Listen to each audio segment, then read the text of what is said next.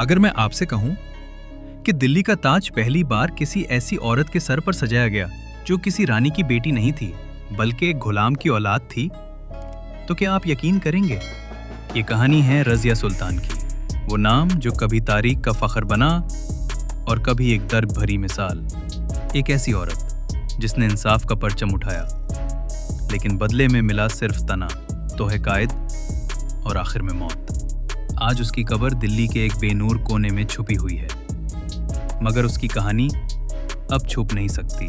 तो चलिए चलते हैं उस असली कहानी की तरफ, जो सदियों से जुबान बंद थी मगर अब एक आवाज बनकर उभर रही है। साल 1205 दिल्ली के सुल्तान शमसुद्दीन इल्तुतमिश के घर एक बेटी पैदा होती है। नाम रखा गया रज़िया। न वो किसी राजघराने की थी, न किसी शहजादी की औलाद। वो एक ऐसे आदमी की बेटी थी जो खुद कभी गुलाम रहा, लेकिन अपनी अकल और हिम्मत से दिल्ली का सुल्तान बना। इल्तुतमिश ने समझा कि हुकूमत सिर्फ मर्दों या शहजादों का हक नहीं, जो कबील हो वही हकदार है। इसीलिए उसने रज़िया को वो तालीम और तरबियत दी जो उस जमाने में किसी भी लड़की के लिए सोचना भी मना था। रज़िया ने कुरान, फ़िक़्ह, तारीख़ और जंगजू फौजदारी तालीम में महारत हासिल की। वो घोड़े दौड़ाती थी, तीर चलाती थी और जंग के दाव पेंच समझती थी। जब उसके भाई ऐश और रंग रेलियों में डूबे रहते, रज़िया किताबें और सियासत समझने में मसरूफ़ होती। इल्तुतमिश के दिल ने फैसला कर लिया था, ये बेटी मेरी वारिस बनेगी। 1236 में इल्तुतमिश की वाफत के बाद दरबार ने उसके बेटा रुकनुद्दीन फिरूज़ को ताज पहना दिया, लेकिन वो हुकूमत नहीं, अय्याशी में डूब गया। सिर्फ चंद महीनों में लोग उसे तंग आ गए, ना इंसाफ, ना रहम, ना जिम्मेदारी। इसी बेचैनी के दौर में रज़िया ने पहली बार आवाज़ बुलंद की, मैं हुकूमत चाहती हूँ, ताकत के लिए नहीं, इंसाफ के लिए। दरबार में घुड़े पर सवार होकर आई एक औरत, जिसका जज्बा सब अफसारों को हैरानी में डाल गया।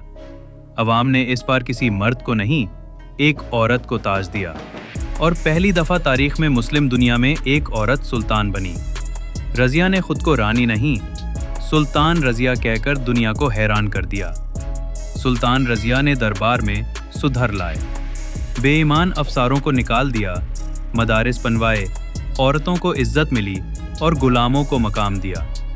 मगर जहां इंसाफ आता है वहां दुश्मन भी बनते हैं। रज़िया के करीब एक वफादार गुलाम था, जमालुद्दीन याकुत, एक हबशी सवार जो उसका वफादार भी था और समझदार भी। रज़िया ने उसे ऊंचा रुतबा दिया और दरबार में अफवाहें फैलने लगीं, सुल्तान एक गुलाम से मोहब्बत करती है।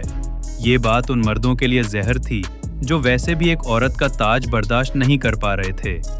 उनमें से एक था मालिक अल्तुनिया, ताकतवर अफसार जो खुद सुल्तान रज़िया के करीब आना चाहता था। उसने हसद में साजिश रचाई, दरबार में रज़िया के खिलाफ हवा बना दी।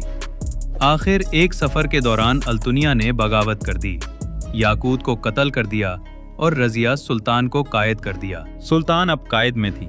एक ऐसी औरत जो कल तक ताज पर थी, आज तन्हा, जलील और गिरफ्तार।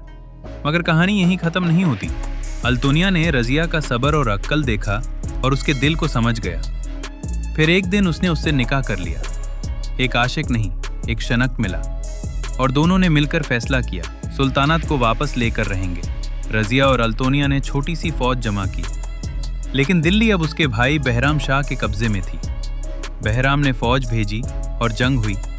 रज़िया और अल्तुनिया हारे और जंगलों में छुपते भूख प्यास से बेहाल हो गए। 13 अक्टूबर 1240 रज़िया सुल्तान को कुछ डकैतों ने लूट कर कातल कर दिया।